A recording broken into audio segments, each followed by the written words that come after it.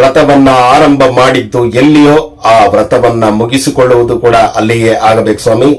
ಮನೆಯಿಂದ ಮನೆಗೆ, ಆ ಮನೆಯಿಂದ ಶಬರಿಮಲೆಗೆ, ಶಬರಿಮಲೆಯಿಂದ ಮನೆಗೆ, ಆ ಒಂದು ಏನು ನಾವು ವ್ರತ ಸಂಕಲ್ಪದೊಂದಿಗೆ ಶಬರಿಮಲೆ ಯಾತ್ರೆಯನ್ನ ಮಾಡಿ ಆ ಭಗವಂತನನ್ನ ಕಂಡು ಆ ಭಗವಂತನಿಗೆ ಇರುಮುಡಿಯನ್ನ ಅರ್ಪಿಸಿ ತುಪ್ಪದ ಅಭಿಷೇಕವನ್ನ ಮಾಡಿ ಆ ಅಭಿಷೇಕದ ಪ್ರಸಾದವನ್ನ ತಂದು ಅದನ್ನ 1 ಗಂಟಾಗಿಸಿಕೊಂಡು ಮತ್ತೆ ಶಿರದ ಮೇಲೆ ಇಟ್ಟು ಇಳಿದು ಬರ್ತೀವಿ. ಆ ಇಳಿದು ಬರಬೇಕಾದ್ರೂ ಕೂಡ ವ್ರತಾನುಷ್ಠಾನವಾಗಿ ಇರಬೇಕು.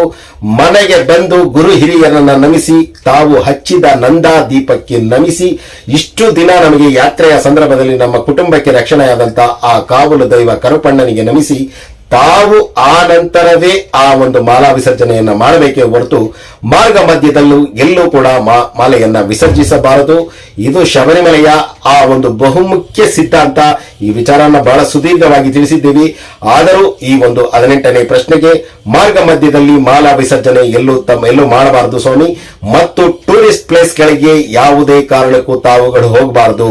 ಬೀಚ್ಗಳಿಗೆ ಹೋಗ್ತೀನಿ ಅಥವಾ ಫಾಲ್ಸ್ ಗಳಿಗೆ ಹೋಗ್ತೀನಿ ಅಂತ ಸಂದರ್ಭ ಅಲ್ಲ. ನಿಮಗೆ ಜಾಲಿ ಮಾಡುವಂತ ಯಾತ್ರೆ ಇದಲ್ಲ.